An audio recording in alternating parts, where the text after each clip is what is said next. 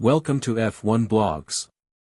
Today, we're diving into the controversial final moments of the U.S. Grand Prix that sparked a lot of debate in the paddock.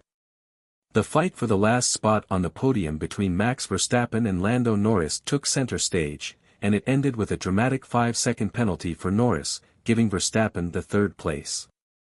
But was the penalty fair?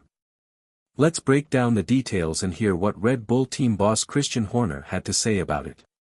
In the closing laps of the race, Verstappen and Norris, the two main contenders for the championship, were locked in a fierce battle.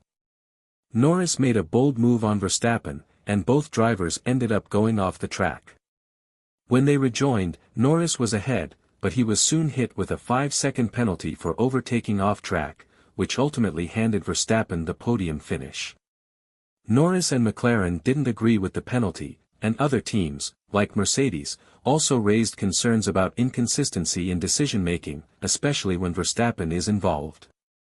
They pointed out a similar incident earlier in the race where George Russell was penalized for forcing another driver off the track.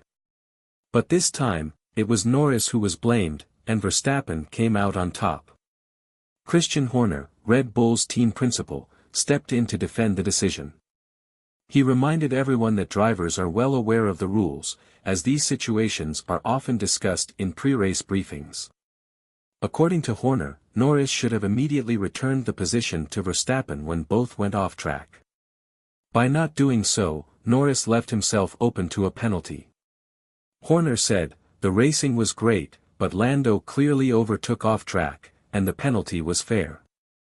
However, Horner did acknowledge that the stewards have a tough job, as no two incidents are the same. For instance, when asked about why the situation with Yuki Tsunoda was treated differently, Horner admitted that every scenario has to be reviewed individually, which can lead to different outcomes. Horner also highlighted that Norris and McLaren were in a strong position due to their superior tire and car performance, and if Norris had given the place back right away, he could have potentially overtaken Verstappen again. But by not returning the position, Norris left himself vulnerable, and that's why the penalty was issued. As it stands, Verstappen now has a 57-point lead over Norris in the championship, but the race for the title is still very much alive. McLaren's missed opportunity on the podium has sparked frustration, but with a few races still to go, anything can happen. So, what do you think?